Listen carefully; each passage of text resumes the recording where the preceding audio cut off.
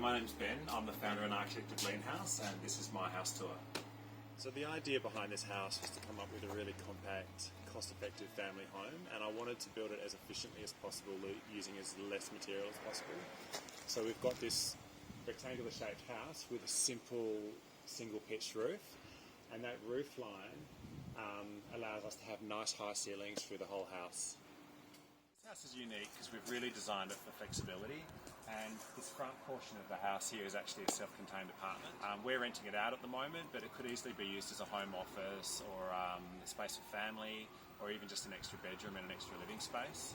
And as you can see, they've got their own entrance and they've got their own garden, but it's still under the main roof of the house.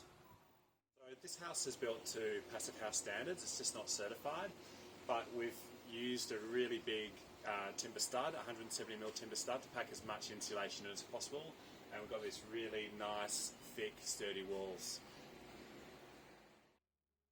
We've used a really limited palette of materials in this home. We've used Colorbond on the eastern and western facades where it needs to be really robust, but in the more protected areas we've used this beautiful iron ash timber.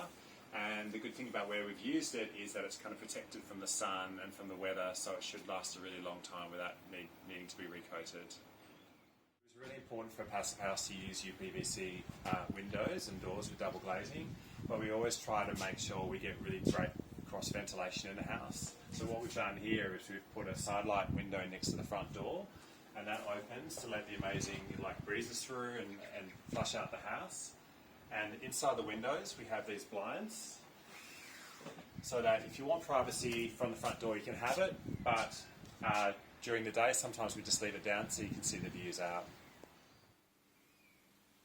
With the skillion roofs we're really able to push the ceiling up high and get this sense of space and flow, but the problem with high ceilings is that quite often acoustically it sounds really bad from echo. So we've actually installed these acoustic plasterboard ceilings throughout the main living areas of the house, and that really helps to deaden the sound and make the place more comfortable.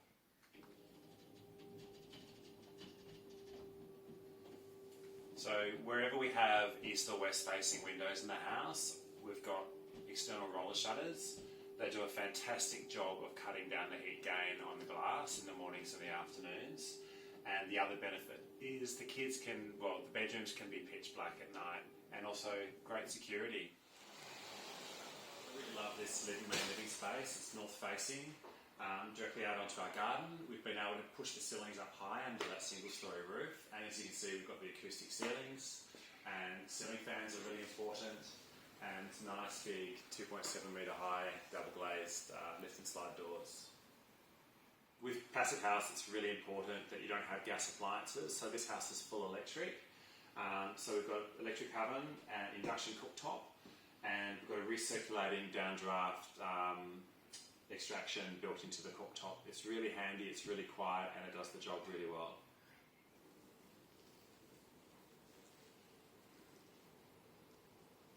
So here you can see we've got the vents for the air conditioning system. This is actually a bulkhead split system, and it's just the only place where the air conditioning is supplied in the house. And above it, this is a exhaust vent for the heat recovery ventilation unit.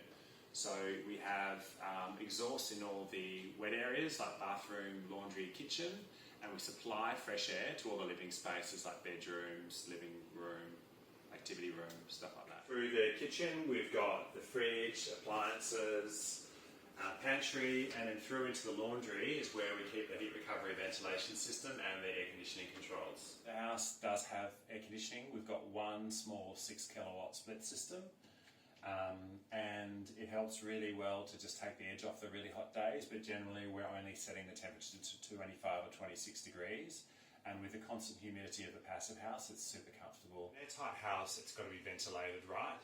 This house has a heat recovery ventilation system by Zender.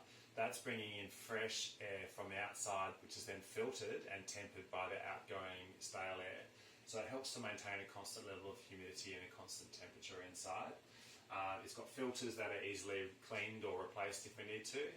And it's also got different speeds. Generally we don't need to touch it, but if you're having a shower or if you're cooking something, you can boost the fan speed and it will extract more air faster.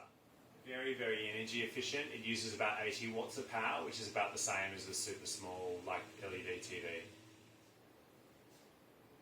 So for this house, it was really important to me that we used as little material as possible, and we've been able to completely eliminate steel structure from the build. Even with these really big wide openings, we've worked closely with the builder and the engineer to do it 100% in timber, and I think it's a really great result.